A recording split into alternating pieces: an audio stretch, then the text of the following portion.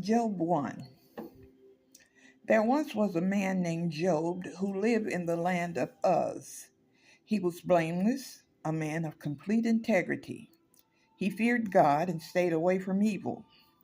He had 7 sons and 3 daughters. He owned 7,000 sheep, 3,000 camels, 500 teams of oxen, 500 female donkeys. He also had many servants. He was, in fact, the richest person in that entire area. Job's son would take turns preparing feasts in their homes, and they would also invite their 3 sisters to celebrate with them. When these celebrations ended, sometimes after several days, Job would purify his children. He would get up early in the morning and offer a burnt offering for each of them.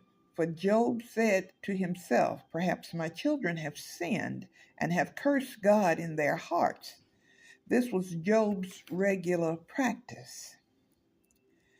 One day, the members of the heavenly court came to present themselves before the Lord, and the accuser, Satan, came with them. Where have you come from? The Lord asked Satan. Satan answered the Lord, I have been patrolling the earth, watching everything that's going on. Then the Lord asked Satan, have you noticed my servant Job? He is the finest man in all the earth. He is blameless, a man of complete integrity. He fears God and stays away from evil. Satan replied to the Lord, yes, but Job has good reason to fear God. You have always put a wall of protection around him and his home and his property. You have made him prosper in everything he does. Look how rich he is. But reach out and take away everything he has, and he will surely curse you to your face. All right, you may test him, the Lord said to Satan. Do whatever you want with everything he possesses, but don't harm him physically. So Satan left the Lord's presence.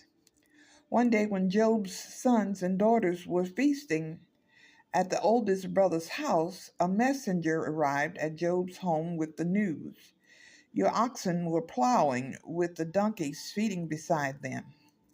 When the Sabeans raided us, they stole all the animals and killed all the farmland hands. I am the only one who escaped to tell you. While he was still speaking, another messenger arrived with the news. The fire of God has fallen from heaven and burned up your sheep and all the shepherds. I am the only one who escaped to tell you. Which he was still speaking, a third message. While he was still speaking, a third messenger arrived with this news.